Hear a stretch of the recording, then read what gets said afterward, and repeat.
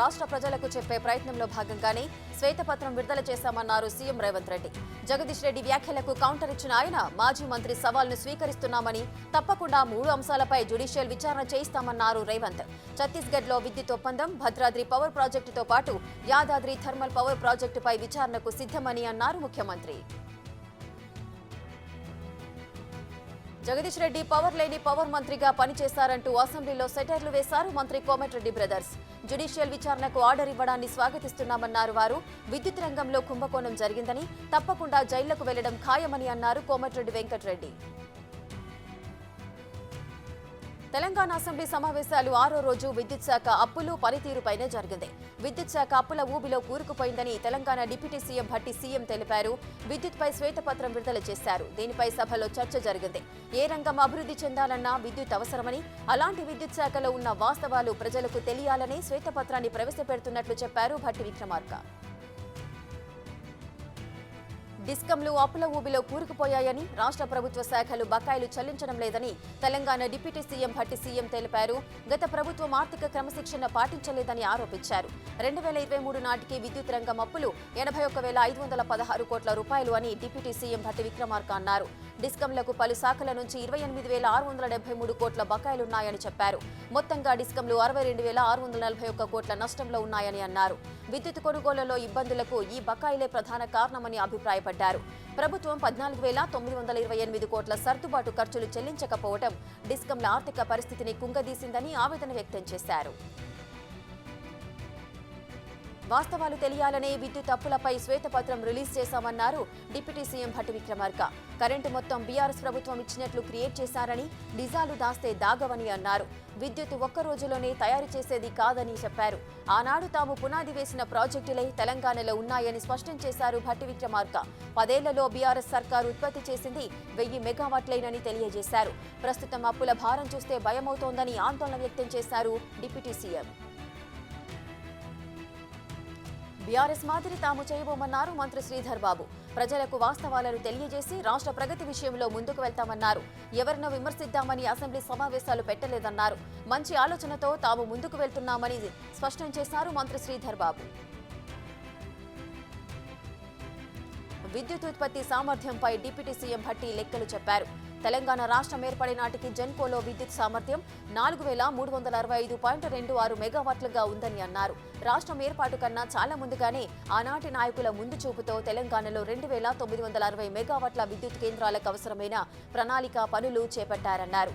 రాష్ట్రం ఏర్పడిన తర్వాత ఉత్పత్తి ప్రారంభించిన కొత్త విద్యుత్ కేంద్రాలే తర్వాతి కాలంలో తెలంగాణలో నాణ్యమైన విద్యుత్ను అందించడంలో కీలక పాత్ర పోషించాయన్నారు.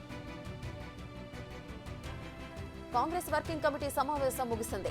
దాదాపుగా 3 గంటల పాటు జరిగిన మీటింగ్లో పలు అంశాలపై చర్చించారు. 2024 పార్లమెంటు ఎన్నికల వ్యూహాలపై చర్చించారు. 5 రాష్ట్రాల అసెంబ్లీ ఎన్నికల ఫలితాల లోపాలను సరిదిద్దుకొని పార్లమెంటు ఎన్నికల కార్యాచరణను రూపొందించుకోవాలని పార్టీ శ్రేణులకు సోనియా గాంధీ సూచించారు. లోక్సభ ఎన్నికల్లో విజయానికి అనుసరించాల్సిన వ్యూహాలను సీడబ్ల్యూసీలో చర్చించామని కేంద్ర మాజీ మంత్రి పల్లం రాజు చెప్పారు. అలాగే 146 మంది ఎంపీల సస్పెన్షన్ను ఖండిస్తూ తీర్మానం చేశామని అన్నారు. 2వ విడత భారత్ జోడో యాత్రపై అభిప్రాయాలను వెల్లడించామన్నారు. అంతిమ నిర్ణయం హైకమాండ్ తీసుకుంటుందని పల్లం రాజు తెలియజేశారు. ఆంధ్రప్రదేశ్ సార్వత్రిక ఎన్నికల ఏర్పాట్ల దిశగా ఎన్నికల కమిషన్ సమాయత్తమవుతోంది. ఇందులో భాగంగా కేంద్ర ఎన్నికల సంఘం అధికారుల బృందం విజయవాడ చేరుకున్నారు. శుక్రవారం నుంచి 2 రోజులు ఏపీలో పర్యటించనుంది. సీనియర్ డిప్యూటీ ఎన్నికల కమిషనర్లు ధర్మేంద్ర శర్మ, నితేష్ వ్యాస్ సహా డిప్యూటీ ఎన్నికల కమిషనర్ హిర్దేశ్ కుమార్లతో కూడిన 7 సభ్యుల రాష్ట్రంలో పర్యటించనున్నారు. ఉద్యోగాల పేరిట ఘరానా మోసం చేసిన నవీన్ అనే వ్యక్తిని అరెస్ట్ చేసి రిమాండ్కి తరలించారు పోలీసులు. యాదాద్రి జిల్లా కలెక్టర్గా గతంలో పనిచేసిన వినయ్ కృష్ణారెడ్డి పేరిట ప్రొసీడింగ్స్ కాపీలను, జిల్లా విద్యాశాఖ అధికారి నారాయణరెడ్డి పేరుతో నకిలీ ఆర్డర్ కాపీలను నిందితులు కొంతమందికి ఇచ్చినట్లు పోలీసులు ఆరోపించారు. బాధితుల నుంచి నిందితుడు నవీన్ దాదాపు 19.80 లక్షల మేర వసూలుకు పాల్పడినట్లు తెలియజేశారు. నంద్యాల జిల్లా బడగానపల్లి నియోజకవర్గంలో అంగన్వాడీ కార్యకర్తలు చేపట్టిన నిరవధిక సమ్మె 10వ రోజు కొనసాగుతోంది. సమ్మెలో భాగంగా అంగన్వాడీ కార్యకర్తలు ఉరివేసుకొని నిరసన వ్యక్తం చేశారు.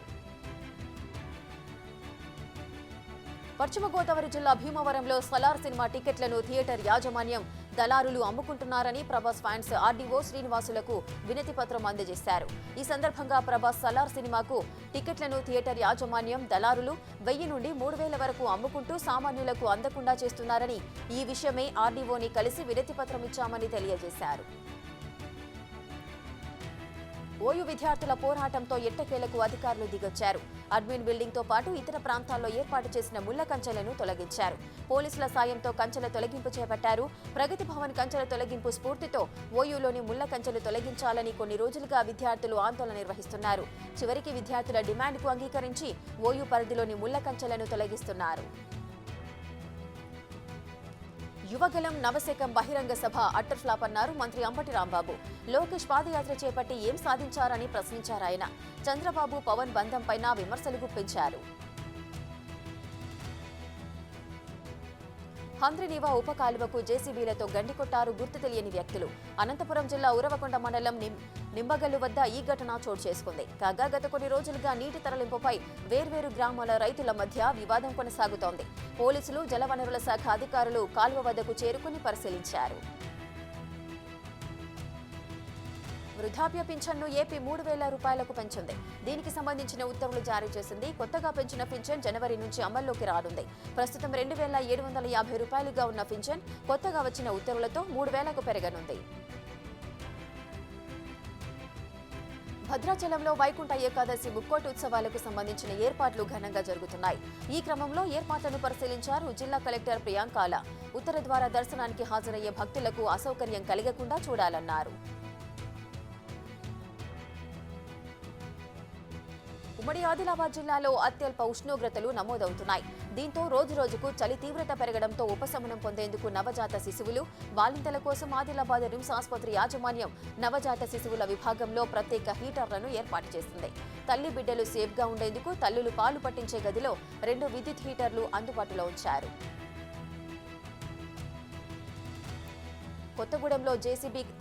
కొత్తగూడెంలో బీజేపీ కార్యకర్తలు నిరసన చేపట్టారు. రాజ్యసభ చైర్మన్ పై కాంగ్రెస్ సభ్యులు అనుచిత వ్యవహారాన్ని నిరసిస్తూ కొత్తగూడెం బస్టాండ్ సెంటర్ అమరవీరుల స్తూపం వద్ద ధర్నా నిర్వహించారు. ఈ సందర్భంగా కాంగ్రెస్ సభ్యులు వ్యవహరించిన తీరు భారతదేశ ఔన్నత్యానికి విఘాతం కలుగుతుందని బీజేపీ నేతలు పేర్కొన్నారు. కాళేశ్వరం మేడిగడ్డ బ్యారేజ్ను అధికారులు పరిశీలించారు. కుంగిన పిల్లర్ల దగ్గర తాత్కాలిక రోడ్డు నిర్మాణం చేస్తున్నారు. ప్రాజెక్టులలో వాటర్ మొత్తం తొలగించిన తర్వాత పిల్లర్లను పూర్తి స్థాయిలో ఎల్ఎన్టీ స్టడీ చేయనుంది. ఆ తర్వాత మేడిగడ్డ డ్యామేజ్ రిపోర్ట్, మరమ్మతులపై ప్రభుత్వానికి అధికారులు నివేదిక అందించనున్నారు. బ్యారేజ్ డ్యామేజ్లో పూర్తి స్థాయి రిపోర్ట్ కావాలని ప్రభుత్వం ఆదేశాలు జారీ చేసింది. ఆర్మూర్ బస్టాండ్లో పండ్ల దుకాణాల తొలగింపుతో ఉద్రిక్తత చోటు చేసుకుంది. మున్సిపల్ అధికారులకు పండ్ల వ్యాపారస్తులకు మధ్య వాగ్వివాదం జరిగింది. దీంతో ప్రయాణికులకు అసౌకర్యంగా ఉన్న పండ్ల దుకాణాలను తొలగిస్తున్నామన్న మున్సిపల్ కమిషనర్ ప్రసాద్ చౌహాన్ పట్టణ సీఐ ఆధ్వర్యంలో జేసీబీలతో పండ్ల దుకాణాల తొలగింపు చేపట్టారు. కంపెనీలకు స్వాగతం పలుకుతామని తెలంగాణ మంత్రి ఉత్తమ్ కుమార్ రెడ్డి చెప్పారు. తెలంగాణలో పారిశ్రామిక పురోగతికి మరిన్ని సరళీకరణ విధానాలు తీసుకొస్తామని వెల్లడించారు. హైదరాబాద్లో టీ హబ్ నిర్వహించిన కార్యక్రమానికి హాజరైన మంత్రితో యుఎస్ కాన్సుల్ జనరల్ లార్సన్ పలు అంశాలపై చర్చించారు. నిర్మల్ జిల్లా తానూరు మండలంలోని బోరిగాం గ్రామ హనుమాన్ ఆలయ 20వ వార్షికోత్సవం ఘనంగా నిర్వహించారు. ఈ సందర్భంగా ఆలయంలో భక్తులు ప్రత్యేక పూజలు నిర్వహించారు. అనంతరం నటి నుంచి వస్తున్న ఆచారం కుస్తీ పోటీలను నిర్వహించారు. ఇందులో తెలంగాణ నుండే కాకుండా మహారాష్ట్ర నుండి మల్లయోధులు తరలివచ్చి పోటీల్లో పాల్గొన్నారు.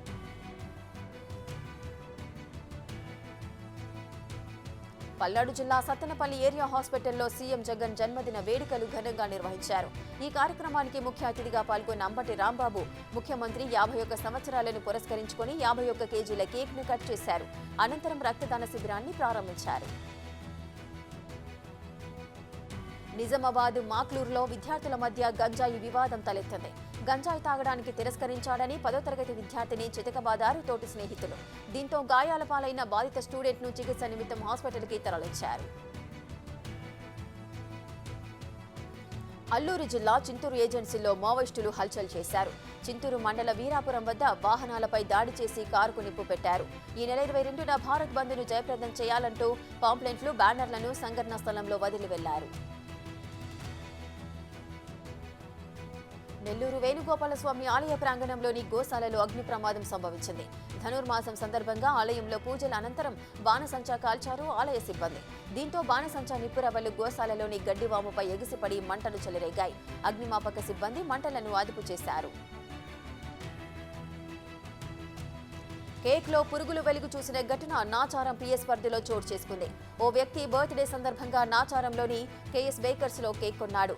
కేక్ కట్ చేసి తిన్న తర్వాత ఓ పీస్లో పురుగులు తిరగడం చూసి భయభ్రాంతులకు గురయ్యారు. అప్పటికే పార్టీలో కేక్ తిన్న పిల్లలకు ఏదైనా అవుతుందేమోనని ఆందోళన చెందారు. బేకర్స్ యాజమాన్యంపై కఠిన చర్యలు తీసుకోవాలని బాధితుడు కోరాడు. భారత సైన్యం అమ్ముల పొదిలోకి అధునాతన స్వదేశీ బీఎంపీ యుద్ధ ట్యాంకర్లు వచ్చి చేరాయి. మెదక్ జిల్లా మల్కపూర్ చెరువులో యుద్ధ ట్యాంకర్ల ట్రయల్ రన్ విజయవంతంగా నిర్వహించారు. నేలపై 65 కిలోమీటర్ల వేగంతో, నీటిపై 12 కిలోమీటర్ల వేగంతో యుద్ధ ట్యాంకర్లు ప్రయాణించాయని అధికారులు తెలిపారు. మెదక్ ఆర్డినెన్స్ ఫ్యాక్టరీ నుంచే భారత సైన్యానికి 100కి పైగా యుద్ధ ట్యాంకర్లు సరఫరా అవుతాయని చెప్పారు.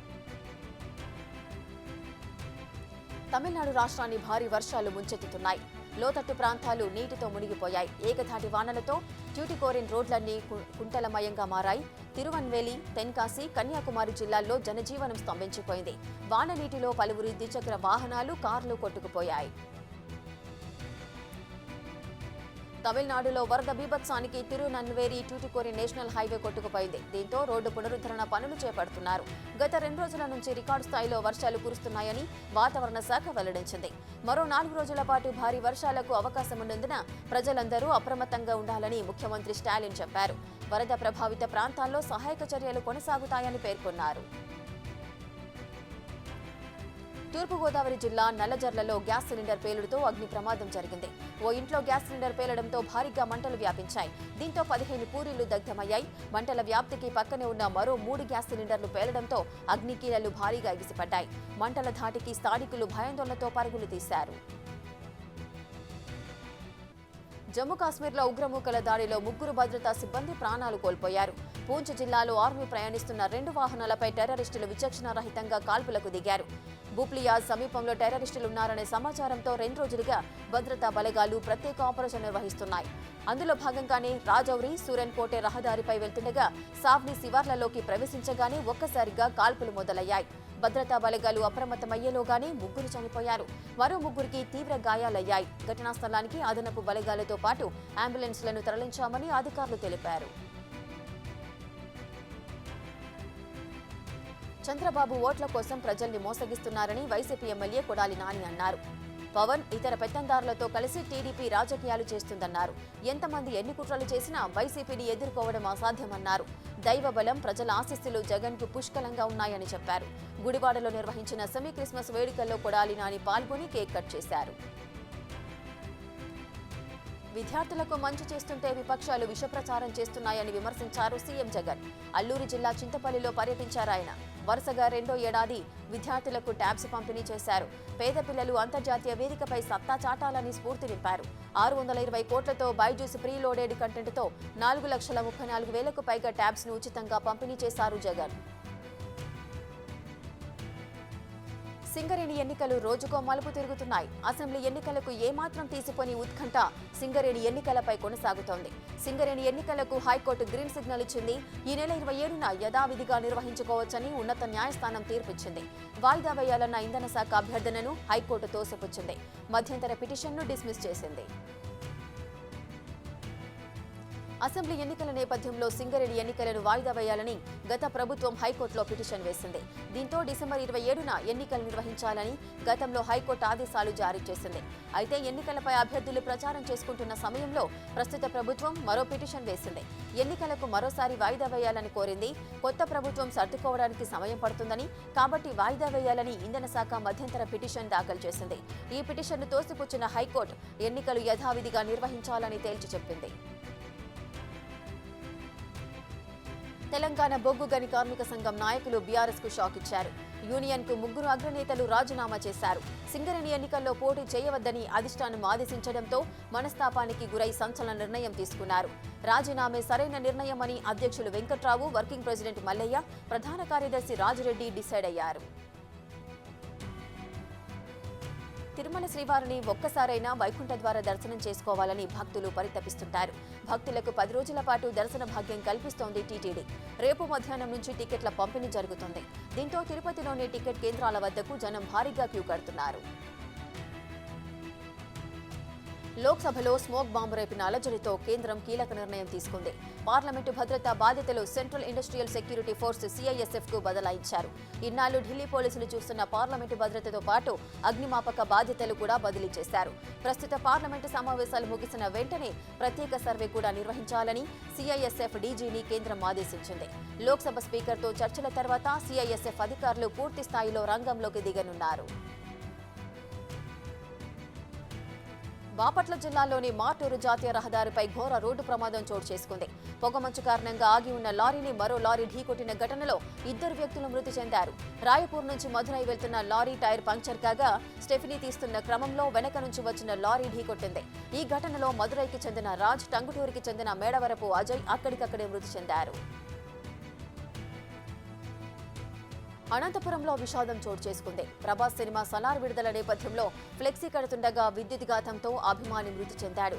ధర్మవరం పట్టణంలోని రంగా సినిమా హాల్ వద్ద ప్రభాస్ ఫ్లెక్సీ కడుతుండగా 11 kV వైర్లు తగ్గడంతో విద్యుత్ షాక్ గురయ్యారు.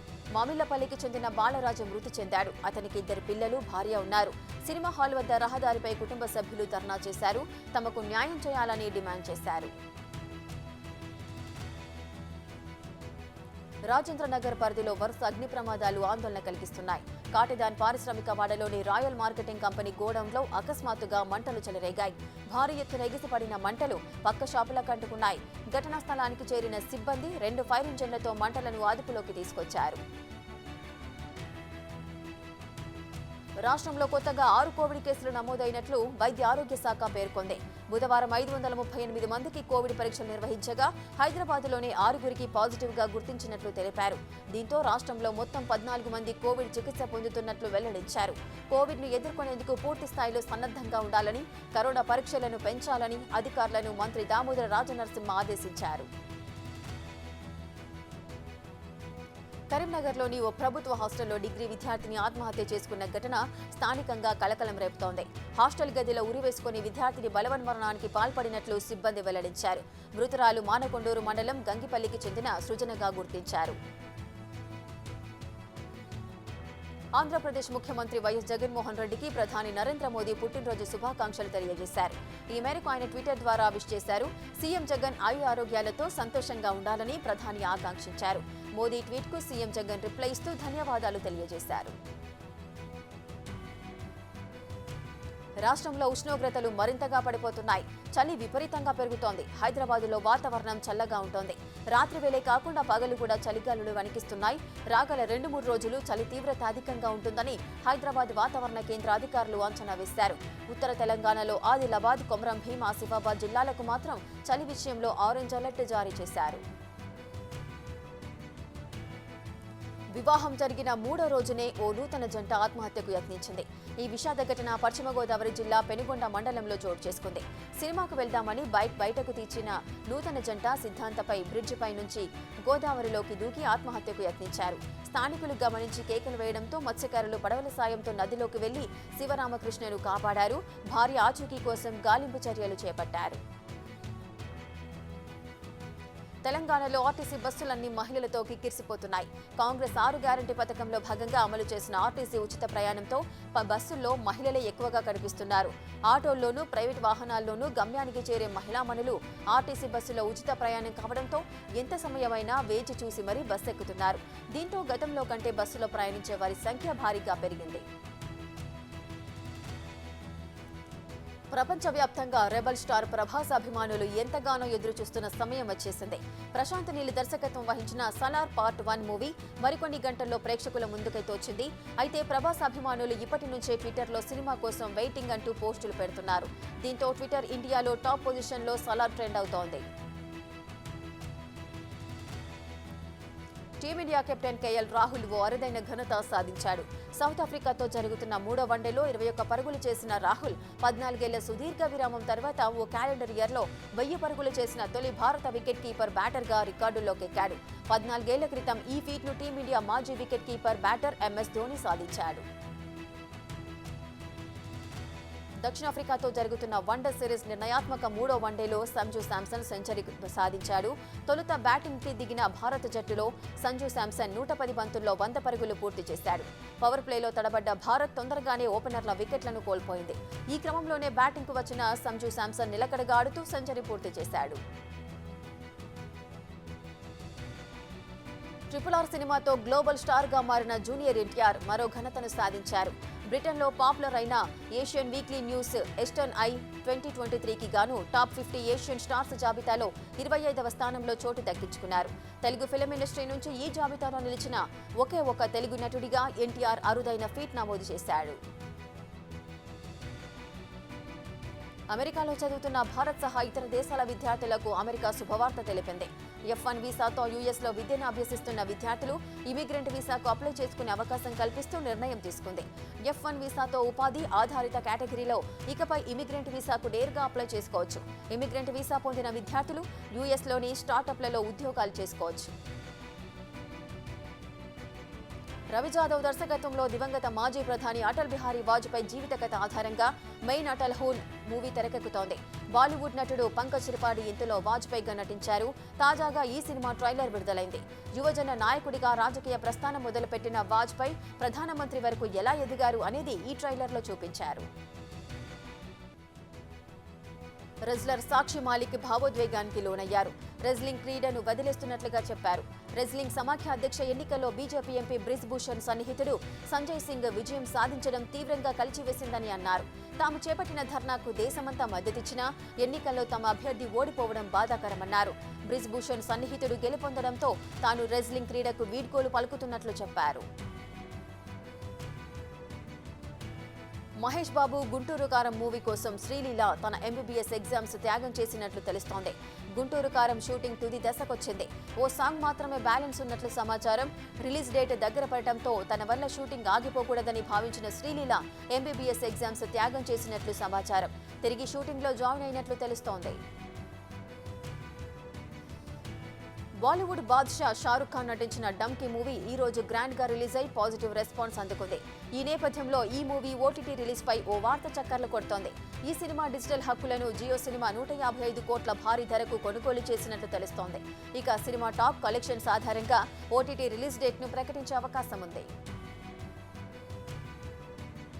మెగా హీరో వరుణ్ తేజ్ ఈసారి బ్లాక్ బస్టర్ హిట్ కొట్టేందుకు సిద్ధంగా ఉన్నాడు. ఇందులో భాగంగా శక్తి ప్రతాప్ సింగ్ దర్శకత్వంలో ఆపరేషన్ వ్యాలంటైన్ మూవీ చేస్తున్నాడు. రీసెంట్ గా ఈ మూవీ టీజర్ ను మేకర్స్ రిలీజ్ చేయగా అద్భుతమైన రెస్పాన్స్ ను సొంతం చేసుకుంది. ప్రస్తుతం ఈ టీజర్ 20 మిలియన్లకు పైగా వ్యూస్ తో అదరగొట్టింది. కాగా ఈ చిత్రం వచ్చే ఏడాది ఫిబ్రవరి 16న రిలీజ్ కానుంది.